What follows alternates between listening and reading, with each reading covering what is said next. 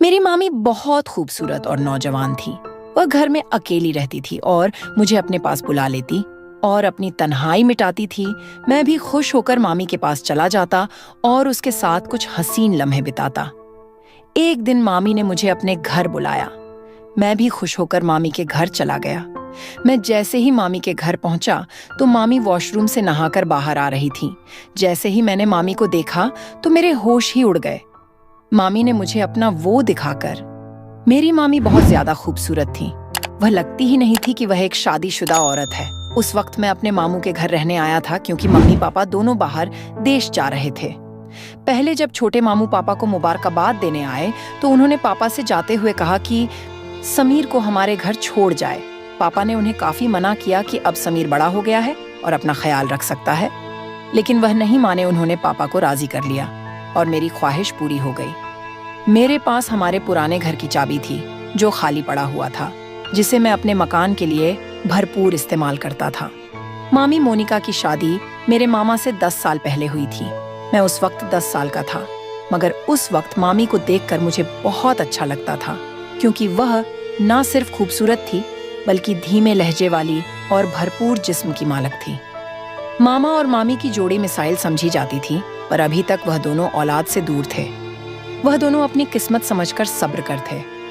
मामी और मामू में बहुत ज्यादा प्यार था और मेरा अंदाजा था कि मामा ने उनके साथ कई रातें गुजारी होगी।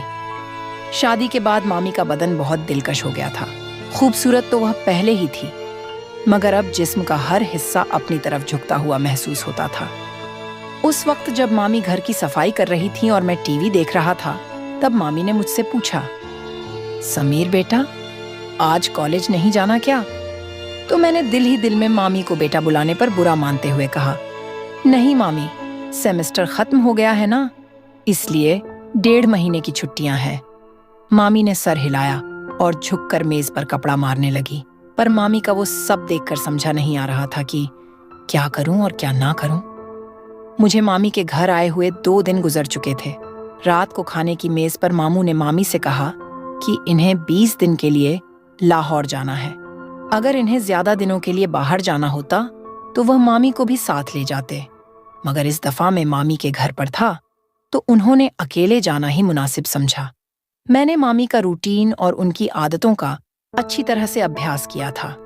मैंने देखा कि वह चाय का इस्तेमाल ज्यादा करती है और वह चाय में दूध बहुत डालती है और मुझे डब्बे का दूध पीने की आदत थी।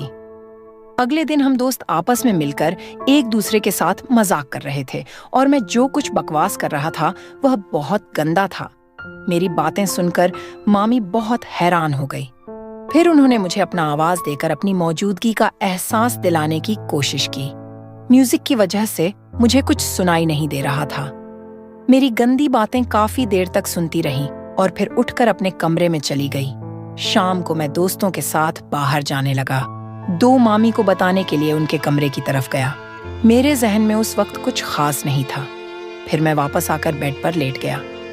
थोड़ी देर बाद मैंने कहा, मुझे चाय पीनी है मामी। मामी ने मुस्कुराकर कहा, क्यों नहीं मेरे बच्चे, बस 2 मिनट में फ्रेश होकर आती हूँ, फिर बना देती हूँ। वह उठकर बाथरूम की तरफ चल गई। मैं गैलरी में आकर बैठ गया और सामने लॉन और फूलों को देखने लगा। एक फूल मुझे पसंद आ गया। मैंने उसे करीब जाकर देखा और फिर उसे तोड़ लिया। मामी मुझे आवाज दे रही थी। मैंने जवाब दिया, मैं बाहर हूँ। तो वह हाथ में ट्रे लेकर बाहर आई जिसमें 2 कप चाय थी। उन्होंने 1 कप मुझे पकड़ाया और दूसरा खुद उठकर मेज पर रख दिया। मैंने वह फूल जो हाथ में पड़ा हुआ था मामी की तरफ बढ़ा दिया। मुस्कुराकर फूल मेरे हाथ से ले लिया और कहा, शुक्रिया मेरे बच्चे, मेरे सारे अरमानों पर पानी पड़ गया था। मैंने मामी की तरफ देखा और कहा, मामी बोर नहीं होती आप सारा दिन घर में रह रहकर? मैं तो बोर हो गया हूँ, हम कहीं बाहर घूमने चलते हैं। मामी ने कहा, नहीं समीर, मैं तो तुम्हारे मामा के साथ हर जगह जाती हूँ, लेकिन मैं उनके बगैर कहीं नहीं जाती। मैं खामोश होकर चाय पीने लगा। रात के खाने के बाद मैंने एक मूवी लगाई और बैठकर देखने लगा। मामी भी मेरे पास आकर बैठ गई और मूवी देखने लगी। मामी ने जब देखा कि यह वही बकवास हो रही है जो मैं दोपहर को गेम खेलते वक्त कर रहा था, तो उन्होंने कहा, अच्छा तो सारी गालियां और बकवास तुमने यहाँ से सीखी है? वह बोली, बेटा ये तो बहुत गंदी बात है, तुम बहुत गंदी जबान इस्तेमाल करते हो शर्म से मेरे पसीने छूट गए। मामी ने फिर से कहा कि मैं तुम्हारे पापा से बात करूंगी कि तुम पर नजर रखें। तुम हाथ से निकलते जा रहे हो। मैंने नजर उठाकर देखा और मामी से कहा, गलती हो गई मामी, मुझे माफ कर दे। पर क्या करूं, सभी लड़के इसी तरह की मूवी देखते हैं, मुझे भी उन्हें जवाब देना होता है, तो इस तरह की बातें मुंह से निकलती हैं। मेरी बात सुनकर मामी हंसने लगी और बोली कि डरो मत, मैं किसी से कुछ नहीं कहूंगी। मुझे पता है कि तुम लड़के किस तरह की बातें करते हो। अच्छा ठीक है, और कोई मूवी लगाओ। यह क्या लगाया हुआ है? तब जाकर मेरी सांस में सांस आई और मैंने मामी से पूछा कि मामी मैं कौन सी मूवी लगाऊं? उन्होंने कहा कि कोई इंडियन मूवी लगाओ। मैंने कोई इंडियन मूवी लगा दी। मामी मूवी देख रही थी और मैं चोरी चोरी मामी को देख रहा था। मामी ने अपनी एक टांग उठाकर दूसरे टांग पर रखी और सोफे की टेक और बाजू से लगकर आराम से बैठ गई। फिर मैंने भी अपनी एक टांग उठाकर अपनी दूसरी टांग पर रखी। मुझे लगा कि मामी ने मेरी इस हरकत को नोट किया है और उनके चेहरे पर हल्की सी मुस्कुराहट आ गई। मैं भी मामी की तरह दूसरे कोने पर बैठा हुआ था। फिर मामी ने मुस्कुराते हुए अपनी पोजीशन सही की और मैंने भी उनको देखा और सही होकर बैठने में ही बेहतरीन समझी। मामी हंसने लगी और बोली, समीर तुम मेरी नकल उतार रहे हो। मैंने उनकी तरफ देखकर सर हिलाया तो उन्होंने थोड़ा सा गुस्सा करते हुए कहा, तुम मुझे क्यों तंग कर रहे हो? मैंने मुस्कुराकर कहा, आपको तंग करना मुझे अच्छा लगता है। वो बोली, क्यों?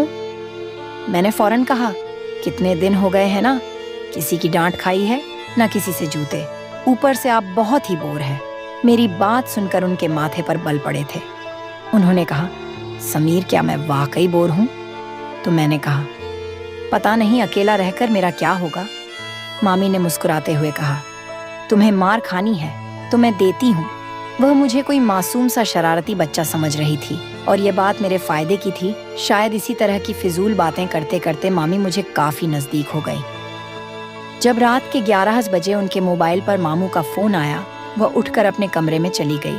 मैंने भी थोड़ी देर मूवी देखी और टीवी बंद किया और अपने कमरे की तरफ जाने लगा। तभी मुझे मामी के कमरे से मामी की आवाज आई, यार बहुत मिस कर रही हूँ आपको। पता नहीं कैसे गुजरेंगे ये दिन। पता नहीं दूसरी तरफ से क्या कहा गया, मगर जो बात मामी ने कही थी वह मेरे लिए किसी सरप्राइज से कम नहीं थी।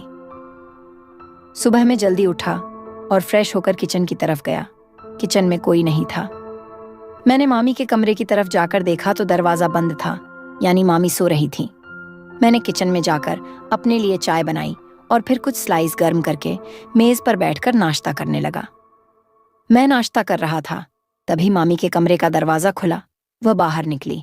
मुझे देखकर थोड़ा सा शर्मिंदा होते हुए कहा, रात को नींद नहीं आई, बहुत देर से सोई थी, इसीलिए सुबह जल्दी नहीं उठ सकी। मैंने मुस्कुराकर कहा, कोई बात नहीं, आपको नाश्ता करना है, चलो आज आपका नाश्ता मैं बना देता हूँ। वो बोली, तुम और नाश्ता? वहां क्या बात है? मैंने कहा, फ्रेश होकर आए, मैं नाश्ता बना देता हूँ, फिर बात करेंगे। मामी ने सर हिलाया और मुस्कुराती दोबारा अपने कमरे में चली गई। तो मैंने कहा, मामी आपको नाश्ते में क्या पसंद है? मामी ने कहा, तुम जो भी बनाओगे मैं खुशी से खाऊंगी। मैंने दोबारा सर झुकाया और कहा, जैसे आपकी मर्जी, और मुड़कर किचन की तरफ गया। नाश्ता बनाकर किचन में आया और मामी को आवाज लगाई। मामी हॉल में आई और कुर्सी पर बैठ गई। मैंने कहा, मामी आपका नाश्ता तैयार है, और ट्रे उनके सामने रख दिया। मामी मेरी तरफ देखकर मुस्कुरा रही थी। मामी मेरे सर पर हाथ फेरा और मेरे बालों को खराब कर दिया। मैंने मामी का हाथ पकड़ लिया जो मेरे सर पर था और कहा, मामी आपने मेरे बालों का स्टाइल खराब कर दिया। मामी ने प्यार से मेरे गाल पर एक हल्का सा थप्पड़ लगाया और कहा, कुछ खराब नहीं हुआ, आराम से बैठो और नाश्ता करो। मामी ने नाश्ता किया और कहा कि समीर तुम्हारा बहुत शुक्रिया, चलो हम दोनों पक्की दोस्ती करते हैं। आज बहुत दिनों के बाद मैं इस तरह हंसी हूँ और इतना अच्छा नाश्ता किया है। मैंने मुंह बनाकर कहा, तो क्या हुआ मामी, क्या मैं आपका दोस्त नहीं हूँ? मामी ने मेरे गाल पर चुटकी काटी और कहा, दोस्तों हो पर कच्चे वाले, आज पक्की वाली दोस्ती करते हैं। मैंने अपने गाल मलक कर कहा, यार आप आंटियों की तो ये बहुत गंदी आदत होती है, गाल ही लाल कर देती है। मामी मुस्कुराने लगी और दोनों हाथों को मेरे कानों की तरफ बढ़ाया तो मैं भागने लगाया। मामी हंसते हुए मेरे पीछे भागने लगी और कहा, रुक, तुम्हें मार लगाती हूँ। मैं रुक गया और अपनी कमर पर हाथ रखकर सांस लेते हुए कहा, ठीक है, फिर वह सामने पड़ी हुई कुर्सी पर बैठ गई। मैं उनके पास गया और कहा, क्या हुआ? मामी एकदम खड़ी हो गई और मेरे दोनों कानों पर चुटकी काट ली और हंसने लगी। मैंने रोने वाली शक्ल बनाते हुए कहा, आपसे तो कोई प्यार की उम्मीद ही नहीं है, आप बहुत बेहरम हो। मामी ने हंसते हुए मुझे देखा और जहां मुझे चुटकी काटी थी और वहां प्यार करने लगी और कहा, सॉरी यार। मामी मुझसे अलग हुई और कहा, अच्छा मैं चेंज करके आती हूँ। फिर मार्केट से वह सामान ले आना है, वह ले आते हैं। मैंने कहा, ठीक है, मैं भी चेंज कर लेता हूँ, शायद कोई लड़की मेरे जाल में फंस जाए और मेरे भी मजे हो जाएं। मामी ने मुस्कुराते हुए एक थप्पड़ मेरे कमर पर लगाया और कहा, समीर थोड़ी सी तो शर्म करो। मैंने हैरानी से कहा, किस चीज से? मामी ने कहा, अपने इस तूफानी हरकतों से। मैंने कहा, यार जिंदगी में थोड़ा सा मजा भी होना चाहिए, वरना तो सारी उम्र आप मुझे किसी काम का नहीं छोड़ेगी। मामी को पहले तो मेरी बात समझ नहीं आई, मगर जब उनको समझ आया तो उन्होंने अपने पांव से जुत्ती उतारी और कहने लगी, थोड़ी सी तो शर्म करो समीर। मैं हंसकर अपने कमरे में चला गया। थोड़ी देर बाद मैं कैमरे से बाहर आया और सोफे पर बैठकर टीवी देखने लगा। थोड़ी देर में मामी भी बाहर आ गई। जब वह बाहर निकली तो मेरी सांस ऊपर के ऊपर और नीचे की नीचे रह गई। सफेद कलर की कमीज पर नीचे जीन्स में मामी को देखते हुए कहा, मैडम जी का क्या इरादा है? मामी ने पहले अपने आप को देखा, फिर मुझे देखते हुए हैरानी से कहा, क्यों, क्या हुआ? मैंने दिल पर हाथ रखते हुए कहा, मैडम आपके दीवाने शहर में 1000 होंगे, मगर इतनी सुबह दुकान कौन खुलेगा?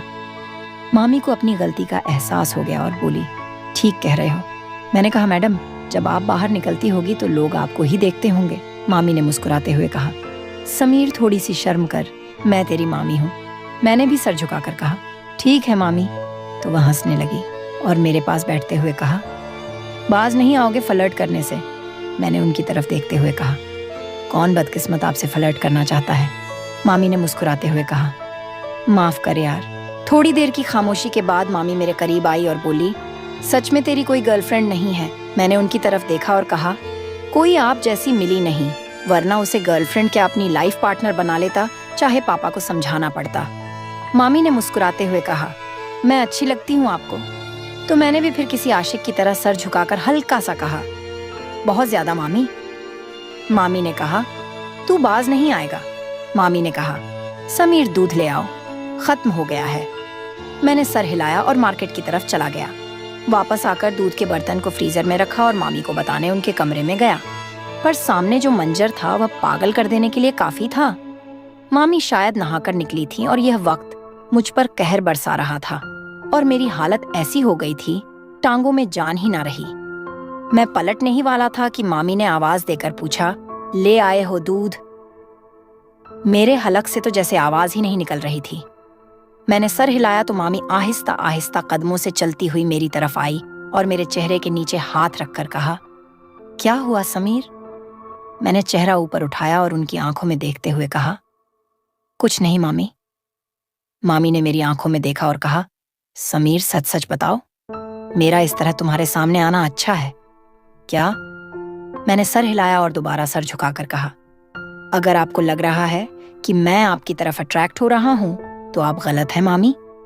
मामी, आपका जिस्म आपकी मोहब्बत के इजहार का जरिया है, लेकिन यही सब कुछ ठीक नहीं है। मामी ने एक लंबा सांस लिया और मुझे इस तरह देखा जैसा मैं दीवाना हूं। मैंने दोबारा सर उठाया और कहा, पर मैं यह भी नहीं चाहता कि आप थोड़ी देर के लिए मुझे अपनाएं और फिर जिंदगी भर के लिए मुझे अपने दीदार से महरूम कर दें। मामी के लिए बहुत नाजुक निर्णय था। फिर वह एक तरफ बेड पर बैठ गई और कहा, मेरे पास आओ और यहाँ बैठो। मैं आराम से चलता हुआ उनके पास बैठ गया। उन्होंने मेरा हाथ पकड़कर अपने दूसरे हाथ पर रखा और कहा, समीर जो मिल जाए उस पर शुक्र करना चाहिए। मामी के जहन में क्या चल रहा था और उस वक्त वहां से मैदान जंग छोड़कर भाग जाने वाली बात थी।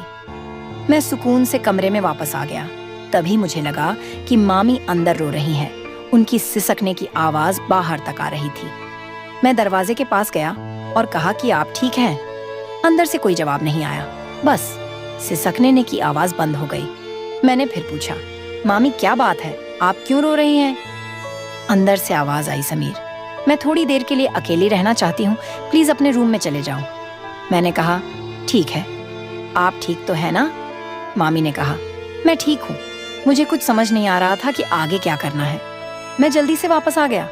फिर कुछ देर बाद मामी भी फ्रेश होकर बाहर आई और मुझसे माफी मांगने लगी।